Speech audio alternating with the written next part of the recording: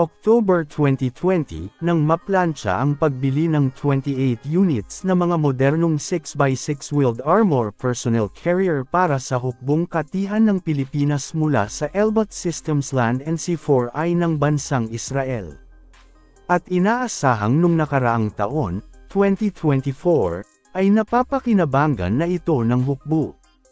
Flash forward 2025, 5 units pa lang ang mga aktibo at tinatayang paparating pa lang ang mga bahagi ng kabuohang bilang.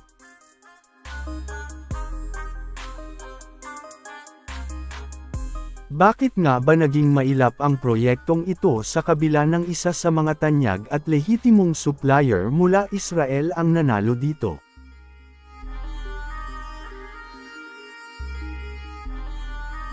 Mga kadepensa, samahan niyo akong muli, at alamin natin ang mga bumabalakid sa pagkaantala ng proyekto na ito.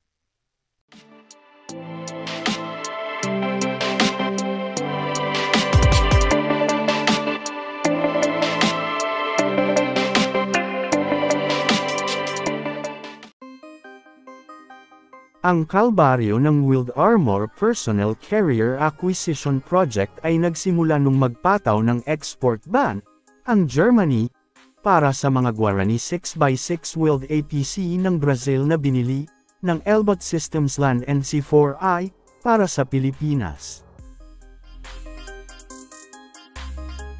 Ito ay resulta ng hindi pagpayag ng Brazil, na magpadala ng mga 35mm ammunition sa Ukraine, para sa mga German-donated self-propelled anti-aircraft gun sa pagtindi ng giyera sa pagitan ng Ukraine at Russia.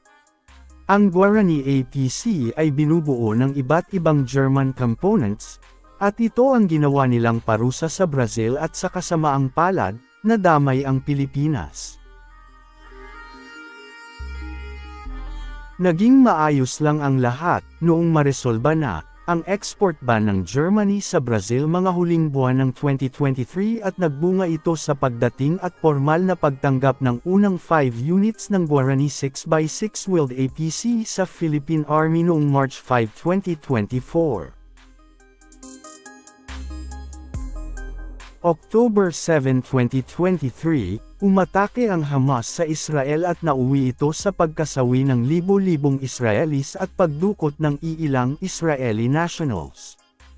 Ang sagot ng Israel ay straightforward, full offensive laban sa Hamas at sa Gaza Strip kung saan sila nagkukuta.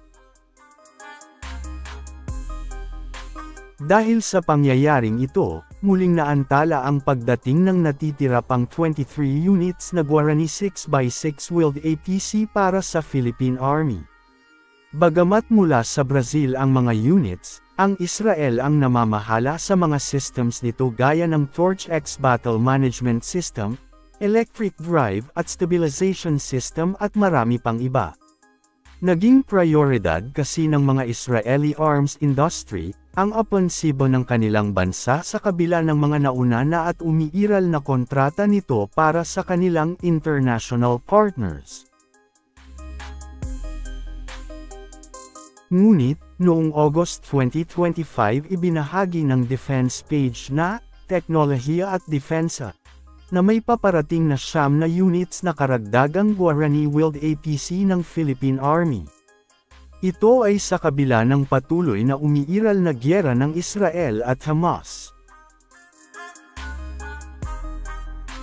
Mas napabilis pa nga ang pagdating ng pangalawang delivery ng mga Iveco VBT-PMP Guarani 6x6 wheeled APC na binubuo ng 9 units para sa Philippine Army, kumpara sa aking personal na estimates na sa kalagitnaan pa ng buwan ng Nobyembre. Kumpirmado na mismo, mula sa defense community na dumating na sa port ng Maynila ang mga Guarani 6x6 wheeled APC sakay ng Maltese flagship CMAC-GM Hong Kong, noong October 30, 2025.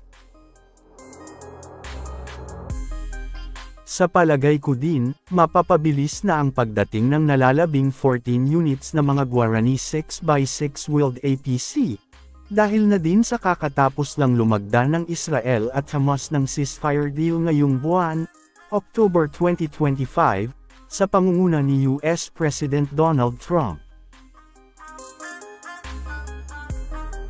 Mga kadepensa.